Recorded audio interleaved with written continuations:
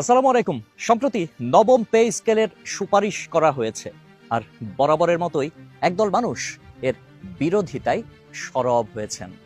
অথচ গত ৫৫ বছরে মাত্র ৮টি পে স্কেল হয়েছে, অর্থাৎ চাইলেই যখন তখন বেতন বাড়ে না। যারা দ্রব্যমূল্য বৃদ্ধির দোহাই দিয়ে পে স্কেলের বিরোধিতা করছেন, তাদের জন্য কিছু অপ্রিয় সত্য তুলে ধরা খুবই প্রয়োজন।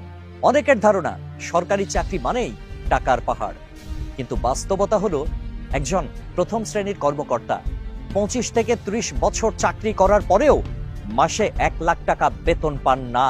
অথচ বেসরকারি খাতে, গার্মেন্টস সেক্টরে বা বহুজাতিক কোম্পানিতে ৩-৪ বছরের অভিজ্ঞতাতেই অনেকে এর চেয়ে বেশি আয় করেন। বেসরকারি খাতের অনেক কর্মকর্তার বার্ষিক ইনক্রিমেন্ট একজন সরকারি অফিসারের মাসিক বেতনের চেয়েও বেশি।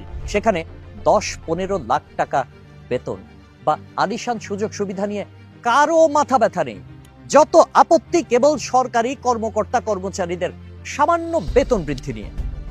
পে স্কেল নিয়ে তথাকথিত বৈষম্যের বুলি যারা আওড়ান, তারা হয়তো জানেনই না যে প্রথম গ্রেড হলো চাকরির শেষ ধাপ, যা ২২ লাখ কর্মচারীর মধ্যে মাত্র ৩০০ থেকে ৪০০ জন পান, তাও হয়তো অবসরের কয়েক মাস আগে।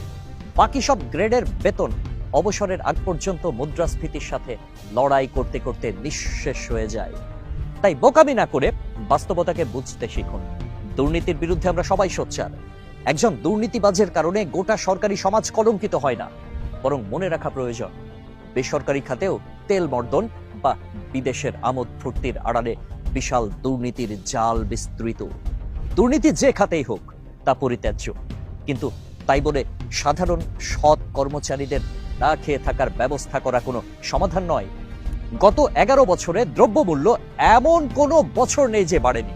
চাল, ডাল, মাছ, মাংস থেকে শুরু করে খাতা, কলম আর রিক্সা ভাড়া, সবকিছুর দাম কয়েক গুণ বেড়ে গিয়েছে। ব্যবসায়ীরা ঠিকই তাদের মুনাফা তুলে নিচ্ছেন, তাহলে কেবল সরকারি কর্মচারীদের বেতন বৃদ্ধির সময় কেন মূল্যস্ফীতির দোহাই দেওয়া হয়? সরকারি কর্মচারীরা কি তবে বাজারের বাইরের কোনো জগতের মানুষ? সাধারণত বলা হয় জনগণের ট্যাক্সের টাকায় তাদের বেতন হয়, অথচ সরকারি কর্মচারীদের ট্যাক্স সবচেয়ে বেশি বাধ্যতামূলক এবং স্বচ্ছ। অন্যদিকে অনেক বেসরকারি প্রতিষ্ঠান ট্যাক্স ফাঁকি দেওয়ার জন্য নানান কৌশলের আশ্রয় নেয়।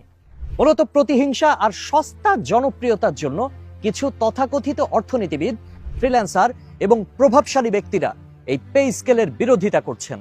তারা নিজেরা আলিশান জীবনযাপন করলেও চান না যে সাধারণ কর্মচারীরা একটু স্বস্তিতে বাঁচুক। পে স্কেল কোনো